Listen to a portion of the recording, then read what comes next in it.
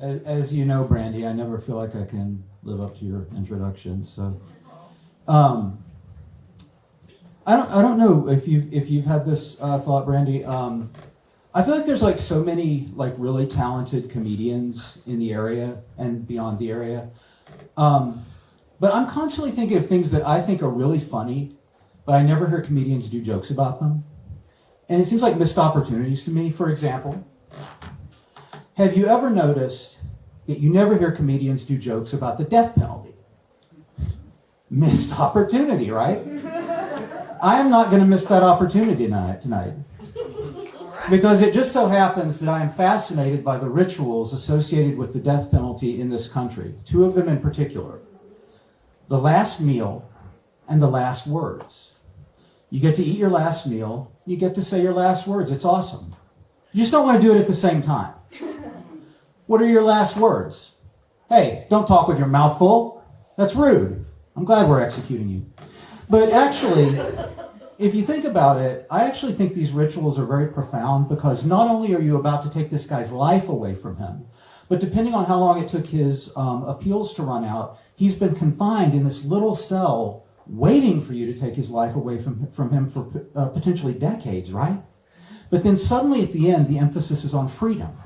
You can order whatever you want for your last meal. We don't care if it's on the menu. You can say whatever you want for your last words. We're not going to censor you. In fact, we're going to put your last words on the local news. Now, my favorite last words, and yes, I do have favorite last words, I am that messed up, were spoken by a convicted murderer in Oklahoma in 1995. And if you think I'm making this up, you can look it up. His name was Thomas J. Grosso.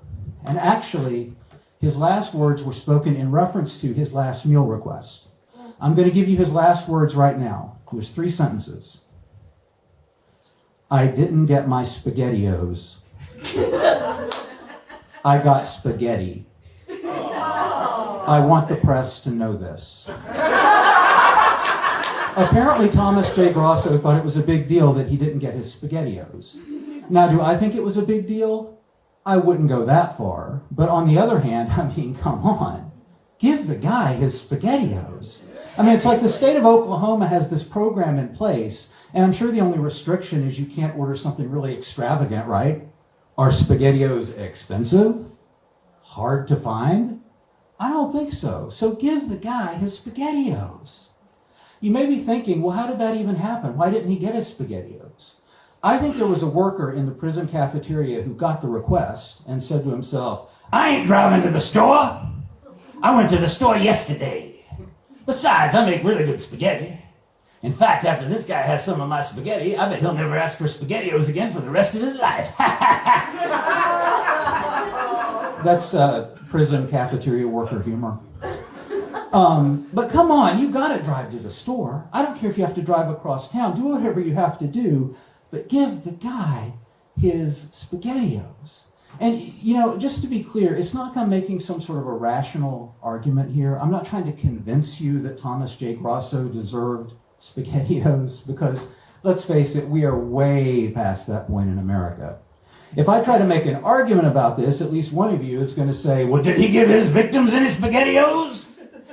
And the first thing I'm going to say in response to that is, wow, you talk just like that guy from the prison cafeteria.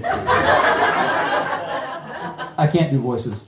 And then the second thing I'm going to say is, did he give his victims any SpaghettiOs? That's a brilliant fucking question. And actually, he did give his victims SpaghettiOs. In fact, that's how he killed them. He held them at gunpoint and forced them to eat so many SpaghettiOs that eventually they went into SpaghettiO shock and they died. No, he didn't give his victims any SpaghettiOs. But here's a crazy thought. Maybe when we're trying to figure out how we want to treat murderers, we should try to behave better than murderers. But wait a minute. I shouldn't have said that because that sounded like I was making an argument. And I can't make an argument. All I can do is say this. Give the guy his SpaghettiOs. You know, it's like one nice thing you can do for the guy before you kill him. I mean, you don't think Thomas J. Grosso ever did anything nice for anybody? I guarantee you he drove somebody to the airport or he helped an old lady across the street. Maybe he was a scoutmaster and he never molested anybody. The point is, from the day he was born till the day they strapped him down on that gurney, I guarantee you he did something nice for somebody once, maybe twice. So give the guy his SpaghettiOs. Don't think about it. Don't try to figure it out. Don't sit down at your kitchen table with a legal pad. Does Thomas J. Grosso deserve SpaghettiOs? Pros? Cons? No. Just give them to him, and then I can move on with my life. You all can move on with your lives. The only one who can't move on with his life is Thomas J. Grosso. But at least, when his belly reaches room temperature, it'll have a few lousy fucking SpaghettiOs in it. Give the guy his SpaghettiOs. And just in case any of you think I'm some sort of bleeding heart liberal and I'm soft on crime and I don't care about victims, I would like to leave you with my second favorite last words. These were spoken by Carl Panzram, who was being executed in Kansas in 1930. Panzram was, and this is Wikipedia's compilation of his crimes, a serial killer, spree killer, mass murderer, rapist, child molester, arsonist, thief, robber, and burglar. He was going to do some money laundering, but he just couldn't find the time. Right before they hanged him, the executioner asked him if he had any last words. And this is what he said. It's also 3 sentences. Yes.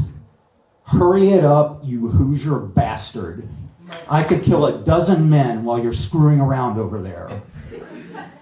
No SpaghettiOs for that guy. Thank you.